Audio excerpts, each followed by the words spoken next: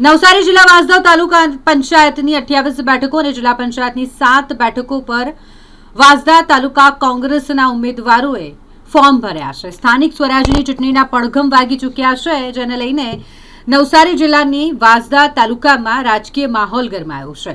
આ વખતે કોંગ્રેસ મજબૂત ઇરાદા સાથે મેદાનમાં ઉતર્યું છે અને સંપૂર્ણ જીતનો હુંકાર ભર્યો છે।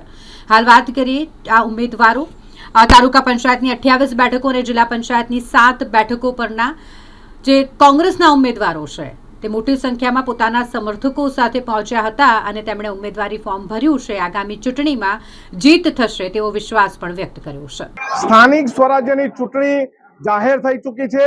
આજે 10 તારીખે એટલે ઉમેદવારી પત્ર ભરવાના અંતિમના આગલા દિવસે 28 તાલુકા પંચાયત સીટ પર તેમજ વાંસદા તાલુકાની 7 જિલ્લા પંચાયતની સીટ પર અમે ઉમેદવારી પત્ર આજે ભરવા જઈ રહ્યા છે અને રેલી સ્વરૂપે ખૂબ જનમેદનીની સાથે અલગ અલગ જ્ઞાતિના લોકોની સાથે એક થઈને આપણે લડવાનું છે।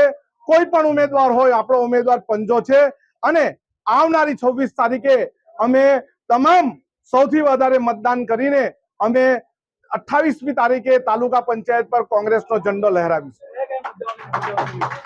પ્રાથમિક મુદ્દા જે જળ જંગલ જમીન બચાવવાના મુદ્દા હોય, જેમ કે જમીનનું સંપાદન ખોટી રીતે થતું હોય, ગુડ્સ ટ્રેનમાં થતું હોય, રેલવે કોરિડોરમાં થતું હોય, હાઈ સ્પીડ કોરિડોરમાં થતું હોય કે અમારું જળ લૂંટી લેવાની વાત થતી હોય, પ્રાથમિક શાળાના ઓરડાની વાત હોય, પંચાયત ઘર બનાવવાની વાત હોય, રોડ રસ્તાની વાત હોય, નલ સે જલમાં જે ભ્રષ્ટાચાર થયો છે એની વાત હોય કે તાલુકા પંચાયતના અત્યારે જે ભ્રષ્ટાચારના ટકાવારી રાજ ચાલુ હોય એ ભ્રષ્ટાચાર ખતમ કરવા માટે અમે તાલુકા પંચાયતમાં કોંગ્રેસની સત્તા તેમજ જિલ્લા પંચાયતમાં કોંગ્રેસની સત્તા લાવીશું।